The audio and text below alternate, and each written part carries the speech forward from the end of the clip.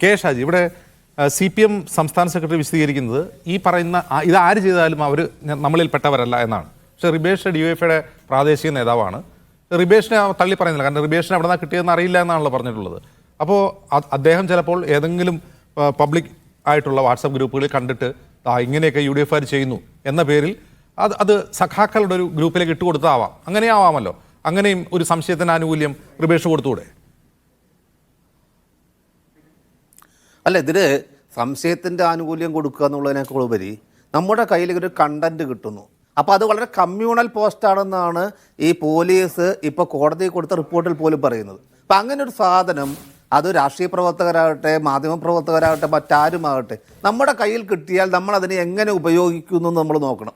വലിയൊരു പൊതു തെരഞ്ഞെടുപ്പ് നടക്കുകയാണ്, അതിലുണ്ടാക്കാൻ പോകുന്ന പ്രത്യാഘാതങ്ങൾ ഭയങ്കരമാണ്. അപ്പോൾ ഇതിൻ്റെ തന്നെ ഒരു വലിയൊരു പൊട്ടൻഷ്യൽ, ഇതിന് വലിയൊരു ഡാമേജ് ഉണ്ടല്ലോ. കാരണം ഈ അന്വേഷണത്തിൻ്റെ ഇതുവരെയുള്ള പുരോഗതി കോടതി അറിയിക്കുന്ന ആ റിപ്പോർട്ടിൽ പോലീസുകാർ തന്നെ പറയുന്നത് ഇതിൻ്റെ ഒരു ഉദ്ദേശം ആര് ചെയ്തു എന്നുള്ളത് അവിടെ നിൽക്കട്ടെ, അല്ലെങ്കിൽ ആരാണ് ഇതിൻ്റെ പിന്നിൽ എന്നുള്ളത് അവിടെ നിൽക്കട്ടെ, പക്ഷേ ഇതിൻ്റെ ഒരു ഉദ്ദേശം എന്ന് പറയുന്നത് ഇലക്ഷനിൽ നേട്ടം ഉണ്ടാക്കുക എന്നുള്ളതിനൊപ്പം തന്നെ സാമുദായികമായി ഭിന്നിപ്പിക്കുക, അങ്ങനെ ഒരു ന്യൂനപക്ഷ സമൂഹത്തെ സംശയത്തിന് നിഴൽ നിർത്തിക്കൊണ്ട് ഒരു ഭൂരിപക്ഷ സമുദായത്തിൻ്റെ വോട്ടുകൾ നേടിയെടുക്കുക എന്ന് പറയുന്ന ഒരു വലിയൊരു കുൽസിത ബുദ്ധിയുണ്ട്. അത് LDF ചെയ്തോ UDF ചെയ്തോ എന്നുള്ളത് നേരത്തെ അരുൺകുമാറൊക്കെ പറഞ്ഞതുപോലെ പോലീസ് അന്വേഷിക്കട്ടെ, അതിൻ്റെ മുഴുവൻ കാര്യങ്ങൾ പുറത്തു വരട്ടെ, എന്തായാലും കോടതിയുടെ മേൽനോട്ടത്തിൽ നടക്കുന്ന അന്വേഷണമാണല്ലോ നല്ല കാര്യം. പക്ഷേ ഇതിലേക്ക് നയിച്ച ഘടകങ്ങൾ, ഇതിലേക്ക് നയിച്ച കാര്യങ്ങൾ ഒരുപാട് സംശയങ്ങളില്ലേ. ഒരേ ദിവസം തന്നെ പല വാട്സപ്പ് ഗ്രൂപ്പുകളിലായിട്ട് ഒരേ കണ്ടന്റ് സഞ്ചരിക്കുന്നു, ഒരേ സമയത്ത് തന്നെ ഇത് സോഷ്യൽ മീഡിയയിൽ പല സ്ഥലത്തു നിന്നായി പ്രത്യക്ഷപ്പെടുന്നു, അങ്ങനെ ഒരേ സമയത്ത് തന്നെ ഇത് വ്യാപകമായി പ്രചരിപ്പിക്കപ്പെടുന്നു. ഇതിൻ്റെ ദിവസം, ഇതിൻ്റെ സമയം, ഈ കാര്യങ്ങളെല്ലാം ഉണ്ട്. ഒപ്പം തന്നെ നേരത്തെ പറഞ്ഞതുപോലെ ഇപ്പം 2 കേസുകളാണ് ഇതിനകത്ത് വന്നിട്ടുള്ളത്. ഒന്ന്, ആ പ്രദേശത്തുകാരനായിട്ടുള്ള MSFൻ്റെ നേതാവായിട്ടുള്ള ഒരാളുടെ പേരിൽ അദ്ദേഹം പ്രചരിപ്പിച്ചതാണ് എന്ന് പറഞ്ഞുകൊണ്ട് CPMൻ്റെ സമുന്നതനായ ഒരു പ്രാദേശിക നേതാവ് കേസ് കൊടുക്കുന്നു. ആ കേസിൽ പ്രതിയാക്കപ്പെട്ട മനുഷ്യൻ രണ്ടാമത് കൊടുത്ത കൗണ്ടർ കേസിൻ്റെ മുകളിലാണ് ഈ അന്വേഷണ പുരോഗതിയുടെ റിപ്പോർട്ട് ഇപ്പോൾ ഹൈക്കോടതി കൊണ്ടുവരേണ്ടി വന്നിട്ടുള്ളത്.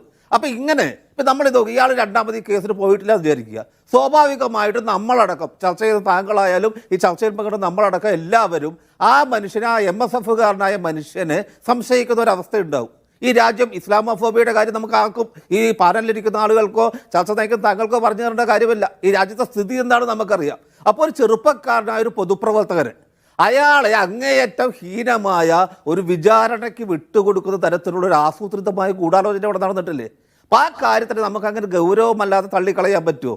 അപ്പോൾ ഇതിനകത്ത് സംശയത്തിൻ്റെ കുറേ മുനകൾ, ആരോപണങ്ങളുടെ മുനകൾ കേരളത്തിലെ CPMന് നേരെയും ഇടതുപക്ഷ പ്രസ്ഥാനത്തിന് നേരെയും അതിൻ്റെ യുവജന പ്രസ്ഥാനത്തിന് നേരെയും അതിൽ നിന്ന് വരുന്ന സോഷ്യൽ മീഡിയ ഹാൻഡിലുകൾക്ക് എതിരെ ഉയരുമ്പോൾ നമ്മൾ നോക്കുക, ഇന്ത്യയിലെ ഒരു ഇടതുപക്ഷത്തിൻ്റെ എല്ലാ കാലത്തെയും ഇടതുപക്ഷം ഉയർത്തിപ്പിടിക്കുന്ന ഒരു കാര്യം, അത് മതനിരപേക്ഷതയ്ക്ക് വേണ്ടി നിലകൊള്ളുന്നു, ന്യൂനപക്ഷ മതവിഭാഗങ്ങളിൽ ജനങ്ങൾക്ക് പതുക്കുന്നു, ന്യൂനപക്ഷങ്ങളെ വേട്ടയാടുന്ന ഒരു സംവിധാനം, രാഷ്ട്രീയ സംവിധാനത്തിനും ഭരണ സംവിധാനത്തിൻ്റെ രീതികളിൽ നിന്ന് മാറി നിൽക്കുന്നു എന്നുള്ളതാണ്. അപ്പം അങ്ങനെയുള്ളൊരു പ്രസ്ഥാനം അങ്ങനെ ചെയ്തിട്ടില്ല എങ്കിൽ ഞങ്ങൾക്കത് കയ്യില്ല. ഞങ്ങൾ ഇക്കാര്യത്തിൽ കുറേ കൂടി ഇതിന് പൂർണ്ണമായും ഇതിൽ അന്വേഷണത്തോട് സഹകരിക്കും. അങ്ങനെ സഹകരിക്കുന്ന ഒരു സാഹചര്യം വരികയായിരുന്നെങ്കിൽ നമ്മൾ നേരത്തെ പറഞ്ഞതുപോലെ ഈ സംശയത്തിന് മുന്നിൽ നിൽക്കുന്ന ഈ DYFI നേതാവ് അദ്ദേഹത്തിന് അറിയുന്ന കാര്യങ്ങൾ പറഞ്ഞു കൊടുത്തുകൊണ്ട് പോലീസുമായിട്ട് സഹകരിക്കണ്ടേ? അപ്പം അങ്ങനെ ചെയ്താൽ മാത്രമല്ലേ ഇതിലൊരു ഉദ്ദേശശുദ്ധിയും നിരപരാധിത്വവും പുറത്തു വരികയുള്ളൂ. ഇതൊന്നും ചെയ്യാതെ നമ്മൾ കേവലമായ കുറേ യുക്തികളുടെ മുകളിൽ, കേവലമായ കുറേ സാങ്കേതികത്വങ്ങളുടെ മുകളിൽ ഇങ്ങനെയൊന്നും സംഭവിച്ചിട്ടില്ല, ഇങ്ങനെയൊന്നുമല്ല കാര്യങ്ങൾ എന്ന് പറഞ്ഞിട്ടുണ്ടെങ്കിൽ സാധാരണ മനുഷ്യർക്കത് വിശ്വസിക്കുന്നതിൽ ചില ബുദ്ധിമുട്ടുകൾ വരും. ഇതിനൊരു വലിയൊരു പ്രശ്നം എനിക്ക് തോന്നുന്നത് സമാനമായിട്ടുള്ള രീതികൾ ഒരു സംഘപരിവാറിൻ്റെ മെത്തഡോളജിയാണ്. ദേശവ്യാപകമായി സംഘപരിവാറുകാർ ഇത് ചെയ്യുന്നുണ്ട്. എന്തുകൊണ്ട് നമ്മളിവിടെ ചർച്ച ചെയ്യുന്ന കേരളത്തിൽ സംഭവം എന്ന് പറയുന്നത് ഇതിനൊരു ആരോപണം CPMനെ പോലെ ഒരു മതേതര ഇടതുപക്ഷ പ്രസ്ഥാനത്തിനെതിരെ വരുന്നു എന്നുള്ളതുകൊണ്ടാണ്. കാരണം നമ്മൾ ഒരിക്കലും ആ CPM എന്ന് പറയുന്ന പാർട്ടി എന്നത് പ്രതീക്ഷിക്കുന്നില്ല.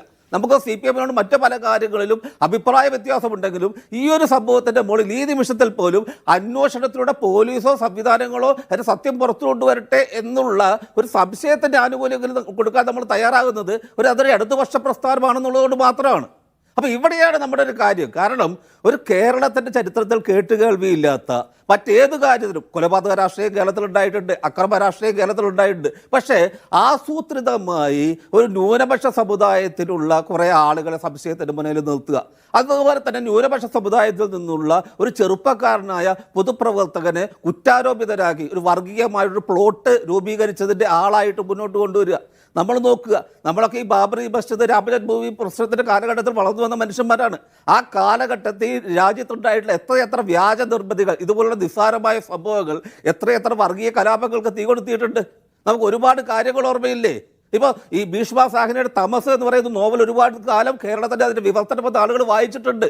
5 രൂപ കൊടുത്തിട്ട് ഒരു മനുഷ്യനെ കൊണ്ട് ഒരു പന്നിയെ കൊന്നിച്ചിട്ട് അതിൻ്റെ മാംസം മുസ്ലിം പള്ളിയുടെ മുന്നിൽ കൊണ്ടുപോയി അതിന് ചെതറിച്ചിട്ടിട്ട് അവിടെയുള്ള ആളുകളെ പ്രകോപിതരാക്കി അവരെ തിരിച്ചു കൊണ്ടുവന്ന് പ്രതികാരമായിട്ടൊരു പശുവിനെ കൊല്ലിക്കുകയാണ്. പിന്നീട് കലാപം ഉണ്ടാവുന്നത്.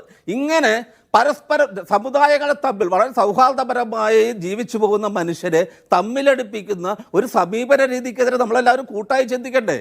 ആ രീതിയിലുള്ള ഒരു സമീപനമല്ല ഇക്കാര്യത്തിൽ വേണ്ടേ. ഈ കാഫിർ എന്ന് പറയുന്ന ഈ വ്യാജ പോസ്റ്റ് ഉണ്ടാക്കിയത് ആരായാലും, ഏത് രാഷ്ട്രീയ പാർട്ടി, ഇനി UDF-കാരാണെങ്കിൽ നമ്മൾ പറയുന്നു UDF-കാരോടായാലും ഒരു ദയയും ഇക്കാര്യത്തിൽ വേണ്ടല്ലോ. കൃത്യമായി ഈ പോലീസ് അന്വേഷണത്തോട് ബന്ധപ്പെട്ട എല്ലാവരും സഹകരിച്ചുകൊണ്ട് ഇത് എത്രയും പെട്ടെന്ന് തീർത്ത് ഇതിലെ കുറ്റവാളികളെ അവരർഹിക്കുന്ന ശിക്ഷ വാങ്ങിച്ചു കൊടുക്കുക എന്നുള്ളത് മാത്രമല്ല ഇതിനകത്ത് വലിയൊരു കാര്യം.